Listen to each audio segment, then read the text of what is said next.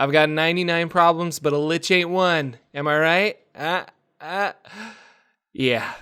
Liches are undead spellcasters of a powerful level. Most liches were wizards, but could also be sorcerers or clerics. A lich is the remains of these mortal creatures who have embraced undeath as a means of preserving themselves. Most liches hunger for long-forgotten knowledge and terrible secrets. It is not an easy decision to become a lich. The process of becoming a lich is a well-guarded secret. In order to discover this process, many wizards will make deals with fiends or evil gods. The process itself is an arcane ritual that traps the caster's soul into a device known as a phylactery. Doing this binds the soul to the mortal world. It cannot pass into the next. A phylactery can take any form, really. Sometimes it's an amulet or a small gem-encrusted box. Once the phylactery is prepared, the future lich drinks a potion of transformation which kills them. Their soul is drawn into the phylactery and they rise back as an undead lich. A lich must feed souls to its phylactery to sustain the magic that preserves their body and consciousness. There is a specific spell called imprisonment that does this. It traps the target's body and soul into the phylactery. After 24 hours, the creature is consumed and destroyed entirely. I'm not sure how often a lich must do this, but if they don't, their physical body begins to fall apart. With this phylactery, when a lich's body is destroyed or broken, the mind of the lich leaves it and rushes back into the phylactery, wherever it is. Within days, a new body forms next to the phylactery.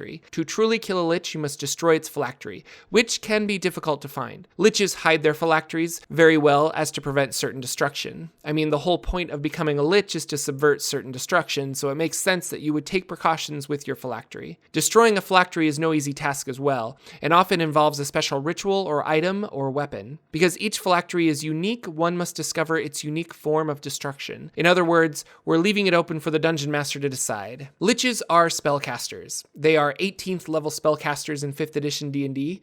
Although undead, they have advantage on saving throws versus turn undead. With legendary resistances, an arsenal of spells, and their paralyzing touch attack, taking out a lich can prove difficult. 4th edition lore said that all liches pay homage to Orcus, and it is said that Orcus can instantly destroy the phylactery of any lich that displeases him, which I doubt is the case anymore, or at least I hope it's not. I can't see liches bowing down to a greater power. That's the whole arrogant personality of liches. There are other types of liches, such as the Dracolich, which was a dragon that voluntarily tied its soul to a phylactery. In order to become a Dracolich, a dragon needs help. A group of mages or cultists need to be present to perform the proper ritual. Dracoliches, once created, send their spirit out to inhabit their old bones. They can apparently do this with any reptilian creatures, so when their current body becomes too decayed, they can transfer bodies. The Dracolich and his phylactery must be on the same plane in order for his soul to reach his phylactery if the body is ever destroyed. Famous liches include Acererak, who I made a video about. You can check it out in the doobly-doo. He currently runs the Tomb of Horrors and can be found in the 5th edition adventure Tomb of Annihilation.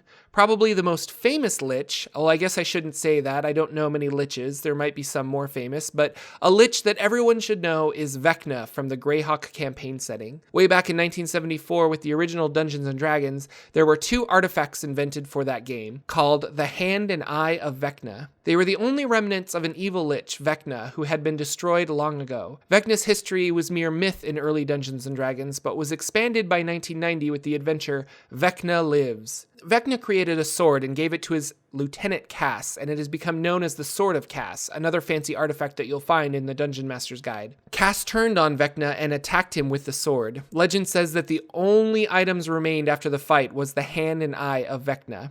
Vecna later returned as a deity and has many worshippers in the Greyhawk setting. Also made popular by Critical Role, Vecna is sure to pop up again somewhere. Zastam is another famous lich. This one from Forgotten Realms. He's on a council of red wizards known as the Zulkirs. He is the Zulkir of necromancy that oversees and controls Thay. He's mentioned heavily in my video on the red wizards. Links in the doobly-doo.